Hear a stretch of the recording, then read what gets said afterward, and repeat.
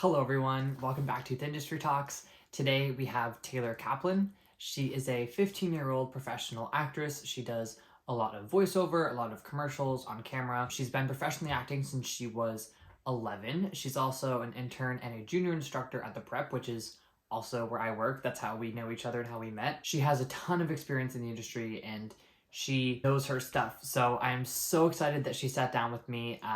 So here it is. Hello, everyone. Welcome back to Youth Industry Talks. Today we have Taylor. Here she is. Tell everyone a little bit about yourself.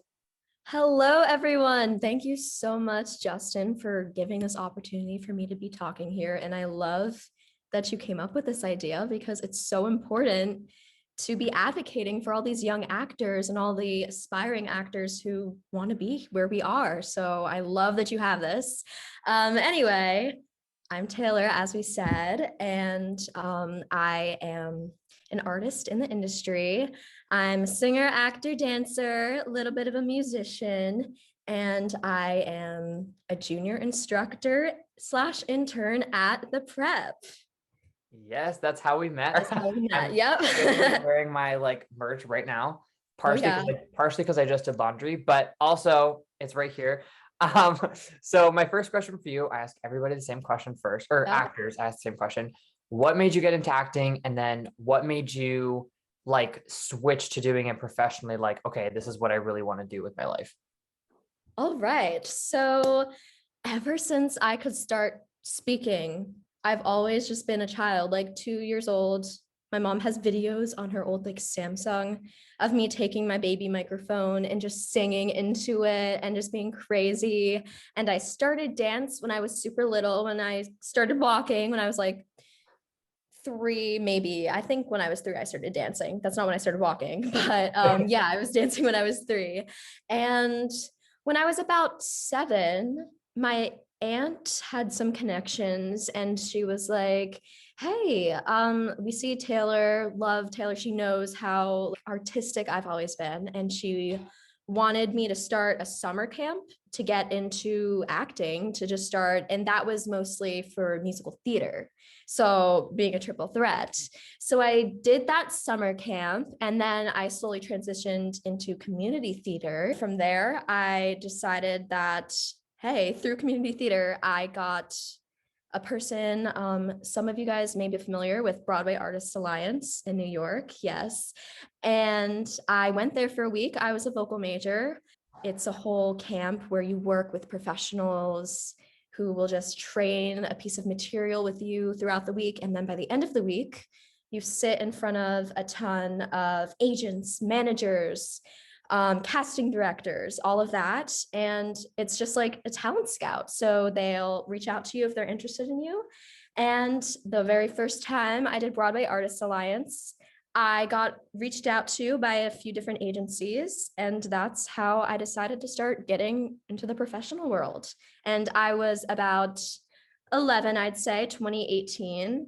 I'm currently 15. And yeah. Wow. Wow. That's amazing. You did that so young. Was that that week at that camp, was that stressful or were you just excited to do it? I was really excited to be there. I mean, I didn't really know what I was in for. Like, of course, I knew agents and all that stuff, but at that point, I was not very familiar. That was even before I started training at the prep. It was right before. So I literally did not know what I was getting into. And I knew that even if I didn't come out with an agent or manager or any of that sort of stuff, I was just happy to have the experience because it was just such a great thing to do. And I was very, very thankful that I actually had the opportunity to get into the professional world after that. Yeah. So is that how you got your first agent?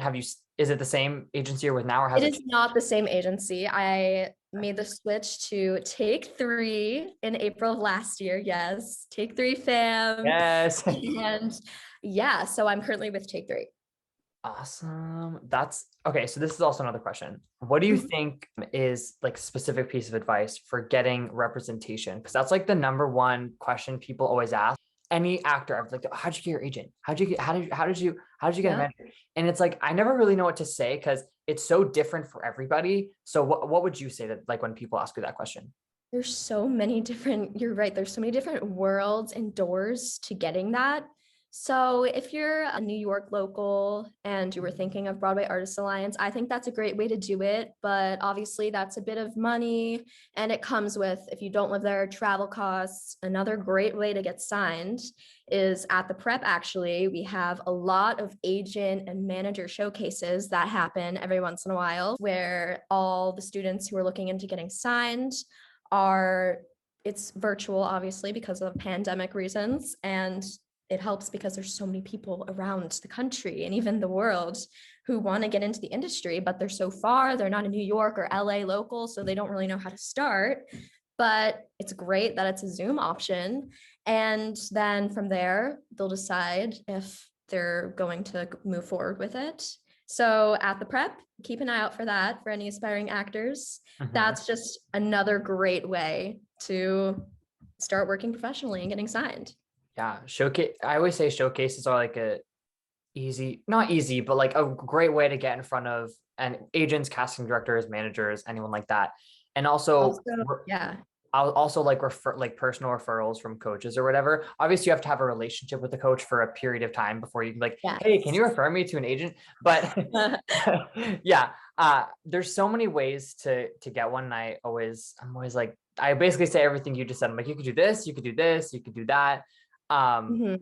So my next question, getting into the professional world, once you have an agent or a manager, or even if you don't, even if you're self-submitting on casting sites, how do you go about auditioning, and how does it differ between voiceover and then the on-camera world?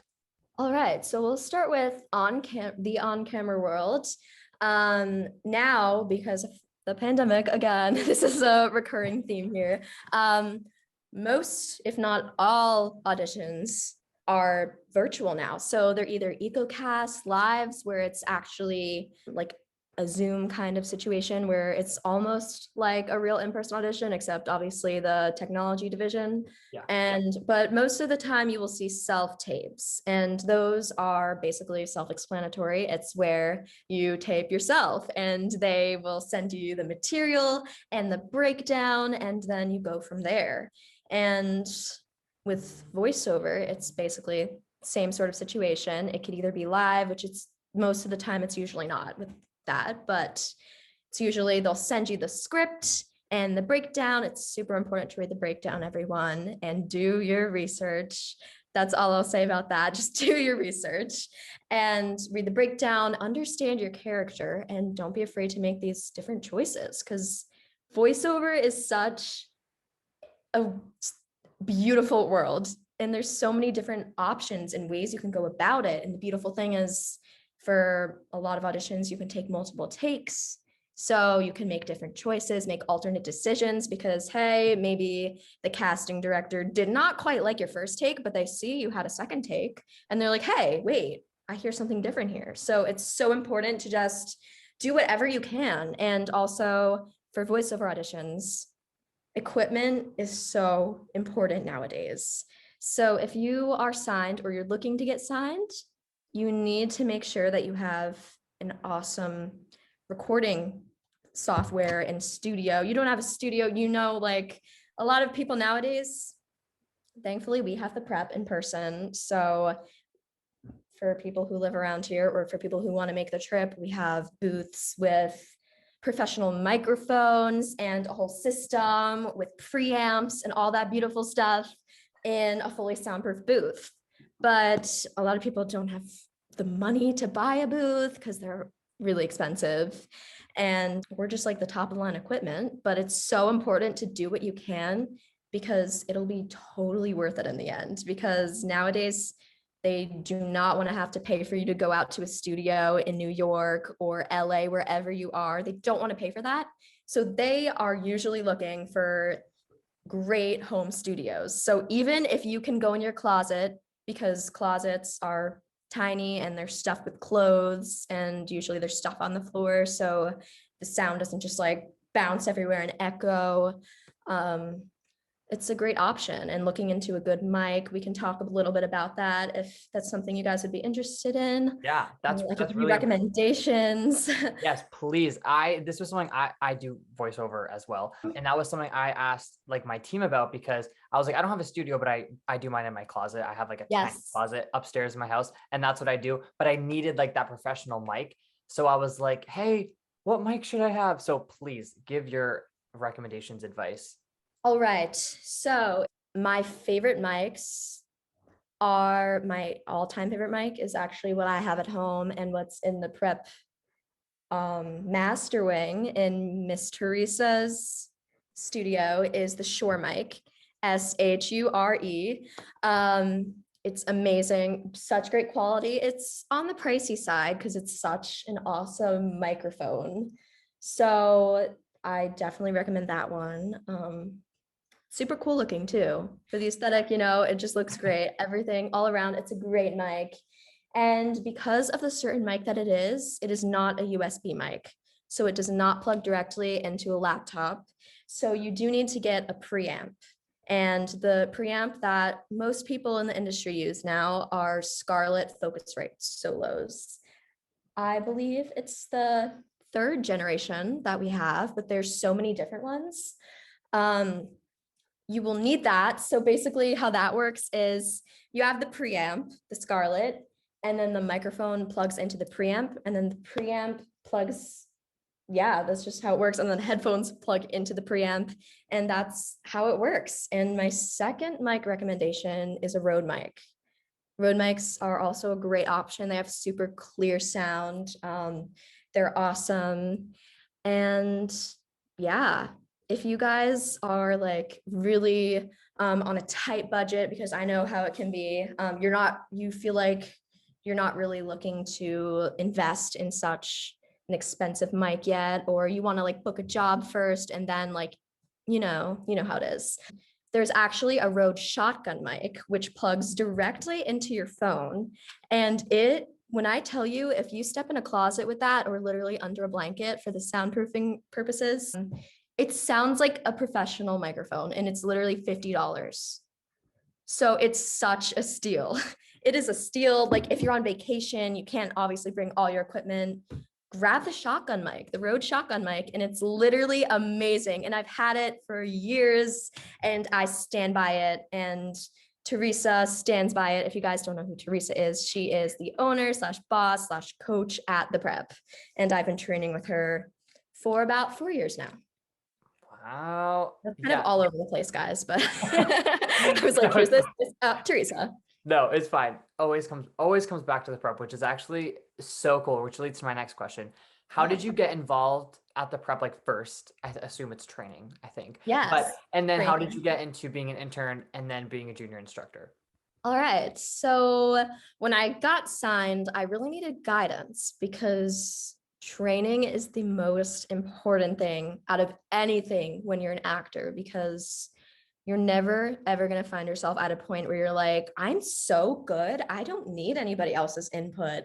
It's never going to be like that. No matter how good you are, no matter how famous, Zendaya will need an on-set coach. Yeah. Everybody needs a coach in their life, some guidance, some mentor to guide them through their scenes, because there's always going to be something where you're not confident with. And it could be everything. It could be one line. It could be, you could feel like you're confident in it and it does not play well. So you're always going to need somebody else's guidance. And that's the most important thing. So I started training at the prep in 2018, I believe summer of 2018. And I was doing auditions with Teresa Pitius. And yeah, that's how I started training there. And because I live in New Jersey, I'm local, so it was closest. And that was back when the studio was so small and such a tiny little tight-knit community. And then it expanded so much over the pandemic. And somehow we're all still so tight. There's so many students and we're friends. We have friends in Hawaii, in literally all over the world. And it's insane how that works. So anyway, I started interning in summer of 2020 because it was obviously a pandemic. Nobody was in the studio. The new studio was just opened right before the pandemic came. So I was in person when it was starting to get a little better, but still nobody was coming in. We were wearing masks. We were being really, really careful, and thankfully nothing came of it. So I just came in. I was doing the little stuff. Like I actually have a camera, so I took photos of the merch, and some of the photos on the website are still the photos that I took of the preps merchandise. And yeah, so I was doing those things. I was just cleaning around the studio. I was making sure everything looked good before things would start getting better. I was just doing whatever Teresa and Jesse needed at the time. So I just wanted to make sure, like, I was there. So I was just, and it was really, really fun. And like, I love being involved here because it's literally my favorite place in the world. And so, how I started becoming a junior instructor is that Teresa, over the summer of this year, she actually went on vacation. So, she went to Aruba and she was gone for a whole week. And she needed people to cover for her because she has such a large roster of students. And those students are hardcore. Like, they always have something going on and they need help on their auditions, and they live by Teresa just like all of her students do. Like Yep. it's everybody was panicking, and she was like, oh no, like what should I do?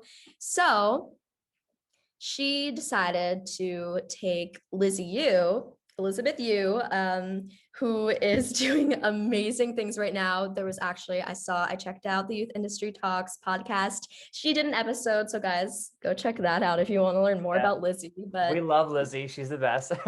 yes, she's awesome. So she gave it to Lizzie Yu. I was also helping out. I was more heavily into the voiceover world because I knew how to work the technology, and I also work mostly in voiceover, and I love voiceover so much. So I took over her voiceover people, and I assisted Lizzie with some on-camera stuff and just took whatever happened, and it actually went really smoothly. So then Teresa came back and she saw some great tapes come out. She was really impressed. So then she decided to make both Lizzie and I junior instructors. Wow. Yeah, it's so weird how things happen in the prep. Like it's just like things just happen so fast and so Us. yeah. I've only Yeah. been here for a few weeks and like I know that. Interning. Yeah. I've been at the prep for a while, but like interning for a few weeks. Like things Yeah. happen so like I could be doing nothing for like 2 days, like basically like dead zone, like nothing's happening. And then all of a sudden it's like, okay, all these things are happening. Like we need to do these things like right now. It's Mhm. that's also kind of the nature of the industry. I kid you not. Yesterday, 2 days ago, yesterday, I had an Mhm. audition due in 30 minutes. Not lying, not even Oh, lying. I hate those. I was in school at 11 o'clock. They emailed me at 11 a.m. Yeah. I was in school, so I left. I left school, drove home 10 minutes away, memorized, and I sent it in within 25 minutes. Literally insane. The Insanity. amount of commitment you have to have for working in this industry is immaculate. And go you, Justin, because that is a task. Like that, the fact that you ran home, had to Yeah. memorize and then do it, literally insane. I saw your It was story and I was like, Justin is literally killing it. it And that was was crazy. Like I have had last second auditions before, but not that fast. It's usually about been 30 like minutes. That's insane. it's usually been like a few hours or like 12 hours or like 6 hours, something like, and that I can handle, you know. But this I was like, and of course it was commercial. Directors simply can't wait. They can't Right. wait 2 hours, 30 No, minutes. 30 minutes. Has to be Love you 30 minutes. guys. Love you And I was guys. like, what is going on? And of course it's commercial because commercial voiceover world is typically like a faster turnover than on camera Yep. usually. Yeah. They're a little Uh, less generous, they're just like, here you yep. go. So moving into like professional, we talked about a little bit about auditions. What was your first ever, doesn't have to be professional, first ever on-set experience, and how has it evolved since then? Okay. So my first ever on-set experience happened really fast after I got signed. I was really lucky that I started at like the hot age, 11 hot age. They're looking for 11 through 11, 12-year-olds all the time. And Mhm. I also looked tinier when I was 11. So I could play like 9, 10. And then I could also kind of like push up to 13 at that age. It was a really good little era. Mhm. And the first thing that I booked was super fast after I got signed, and it was a Blue Buffalo dog food commercial. And that really resonated with me because I'm such an animal lover. And the first commercial I got to do was with a trained dog and a trained cat, which I didn't know existed. I was like, I thought cats just did their own thing all the time. I was like, are you kidding? This cat was like, they had the trainer had like one of those cat backpacks and had the little cat in it. And I was like, oh my gosh. Oh. It was really cool because for that commercial, there was the commercial portion, which aired on the New Year's Eve ball drop situation. It aired on that. And there was also a print section where it was like tiny little promos and also some photos for their website and stuff of just like, with the dog and the cat. And I got to do a little promo with the dog next to me and the cat next to me. And I was petting the dog and the cat.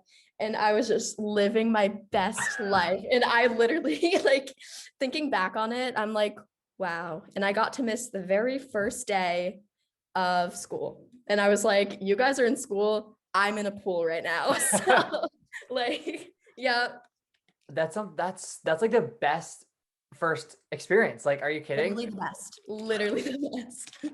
Yeah. And then how has it evolved since then? Like, morphed into something bigger? Yeah, so I did have a lot of commercials when I was younger. I went and did a Crayola commercial. Then I also did a Capital One commercial with Taylor Swift. So I actually got to meet Taylor Swift, who was my idol when I was really little. So I was like, wow. And it was just like a crazy experience. And the best thing about it was they didn't tell me who the celebrity was until I got on set. So it was just one big surprise. I wasn't even expecting someone like that. And I was like, you're kidding right now. Like, what? That's insane. I'm a huge Swiftie, in case you didn't know. Like, I am a Love big her. like Taylor Swift like stan. That is so wait, what year was this? Like, how old were you? I was 12. It was in the calm down era. Oh, like the lover Yeah. type thing. Okay. Mhm. I'm going to be looking up this commercial after this, just so you know. Oh yeah. But yeah, it was so fun. And then I believe after that is when I started getting into the voiceover world. And that is when I started voicing Molly on Bubble Guppies. I'll talk about that audition process a little bit. Please, So that was going to be my next question. this is embarrassing, guys. So little 12-year-old me back before the pandemic, believe it or not, that was a time, everyone, was when in-person auditions were still happening. So I was going into the city like 3 to 4 times a week for auditions and callbacks and all that stuff. Wow. It was also during like the hot time of the age that I was. So it was just constant. Wow. So I was always driving in for like 2-second auditions and then driving out. So I think my Bubble Guppies audition was back to back with a different audition. So it was really just like last minute and I was so unprepared. I remember sitting in like downtown New York. It was a voice match. And I originally auditioned for Molly, the one with the pink hair, for all of you guys who like kind of remember it. If you were, I don't know, I figured like the age range, maybe watched it. Yeah. And Dima, the one with the yellow hair, who actually Catherine Bradley at the prep plays. And I love Catherine. She's one of my best friends. Yeah, so the odds that 2 prep people are playing Bubble Guppies, it's amazing. I know, right? Yeah. And so I was just pulling up the email. Little 12-year-old me was just like not thinking anything of it. I did not realize how big it was. And I feel like I still don't realize how big it is. And I was just like pulling up the voice match because it was a voice match for like the previous years. And I was just listening to it and then I was like copying it and I was like, yeah, okay, whatever. Yeah, okay. And then I go into the audition and it goes really well. I just hop into a booth and it was with one guy who was outside and it was actually in the Abrams building. So it was at Abrams and I go there and I just do it and they record it. And then a few days later, I get a call back for only Molly. And then I go back in and then it went great. I met a lot of the team. I felt like I really bonded with them too. They're so close to my heart still to this day, and I love them. And yeah, then I got the role, but they were testing me out for a few days first. They wanted to test out the first episode, see how I worked for an extended period of time because we would record whole episodes. So that would be like 1.5, 2 hour long sessions, Hmm. especially because Molly has so many lines. Um, so it'd just be a whole process. They wanted to see how I worked. They wanted to see how I sounded with the voice match. And it ended up working out. And then I did the whole season 5 and some parts of season 6. Wow. So yeah. That is that is crazy. It's just insane. And also, again, you're at that perfect age, like that age range of not only how you look, but also how you sound at that like prepubescent age. Yep. Uh-huh. um, that's crazy. And it always happens like that. It's always the auditions that you feel either unprepared for or you don't really care about, or you're You like, oh, literally, whatever. I did not care. Like, I had that mentality when I was little. Like, I did care. I'm a person who cares a lot and sometimes excessively, but it just happened that it was that audition where I was just like listening to it 2 seconds before and I was like, yeah, whatever. Uh-huh. It's Mm-hmm. always those ones you book. It's always like Yeah. it's crazy. It's always And the it's ones that so I irritating because you try so hard on the ones you really, really want. But yep. I would not have asked for it to be Right. any other way. So I'm so happy that it worked out in the way that it did. And maybe my nonchalant little mentality helped me out because I was not nervous and I was not under pressure. So I was just chilling, you know?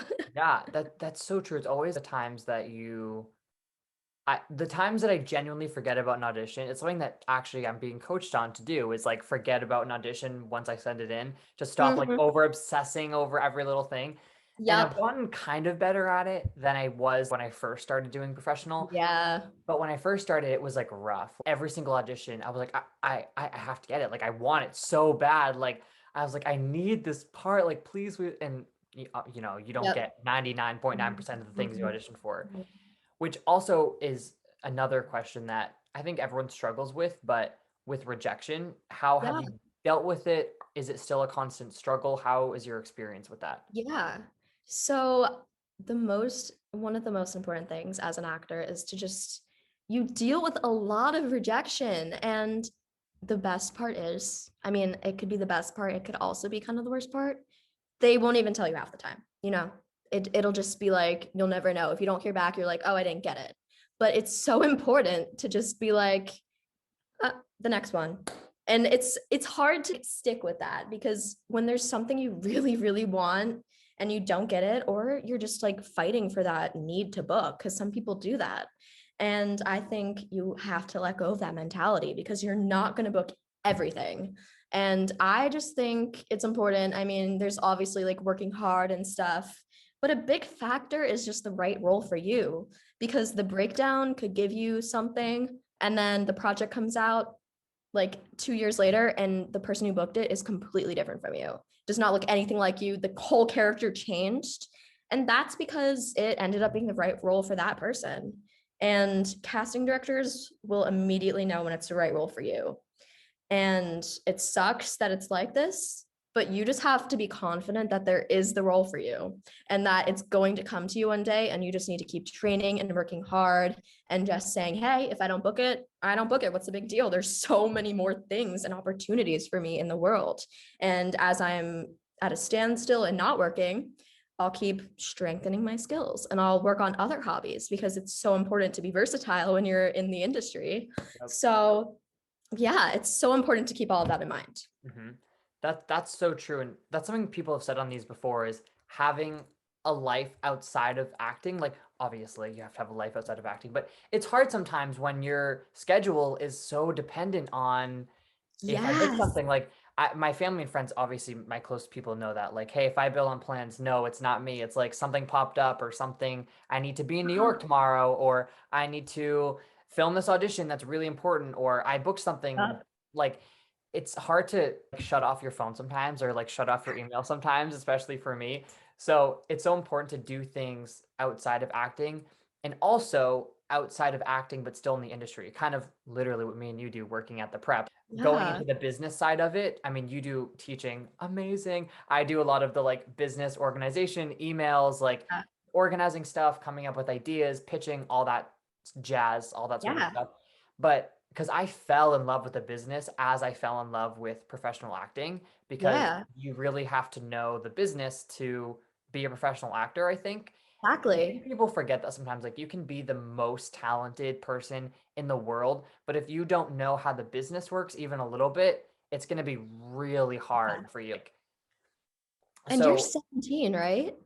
yeah, So you're 17 and you have all of this business marketing and stuff to put on your resume. And like, do you realize that people go to college for that? Like the fact that like we have this opportunity to be able to have this experience at yeah, such a young age, I think that's so amazing and important and inspiring to so many people yeah, because acting might not be your thing, but maybe you want to be an agent. Maybe you want to be a coach. Maybe you want to work behind the scenes, you know? So, yeah. like, it's so important to experiment. When things don't work out, try another, keep going.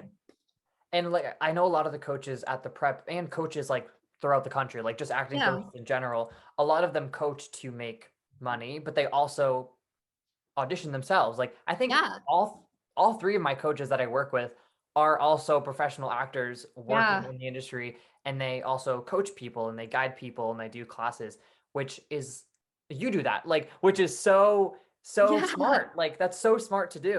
It's just amazing. The industry is insane. And Yeah. my last question for you, actually, I have a few like last questions, Ask away. but is what is your favorite part about teaching voiceover and acting? Because I know you do, I think you do mostly kids, right? Yeah. So what is your favorite part about that? How is that experience for you? I think, like, as an actor, I've just progressed and developed by teaching, by watching these kids and their innocent, naive, and just clean slated minds just come up here and take the material or take my input and just go for it. Just watching other people really improves your acting. While I'm helping another person, I'm also taking advice with myself and I'm getting so close with these kids. And the best feeling is when you see their hard work pay off and they book something. And I had my student, I'll give her a little shout out because they just announced it today. Lily Tricano, she's 10 years old. She's just recently signed with Take Three. She booked her first role on an exciting network. We can't say anymore, but I'm really excited for you guys to see it.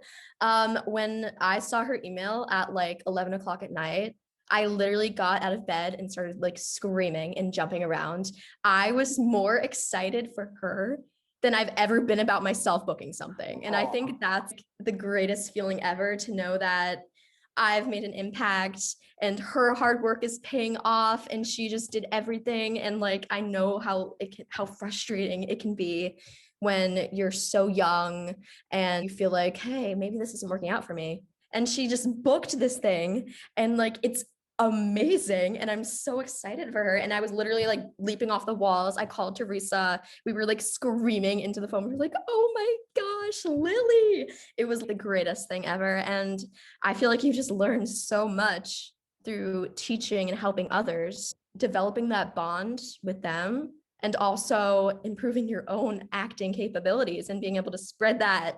And it's just like a chain reaction constantly and it's amazing. that's amazing. That's so true. Like watching other people, having a relationship with their coaches too. I mean, I always, if I ever have like a big life update or career update, I always, the first thing I want to do is text my coaches and be like, hey, this just happened. Like, Exactly. yeah, that's Yeah. so true and You so become your important. best friend and your mentor and it's I've always looked up to Teresa. So I've it's such a special feeling that these kids can come to me for things and they can look up to me. And I feel like I'm still a kid myself. So it's just Right. like, wow.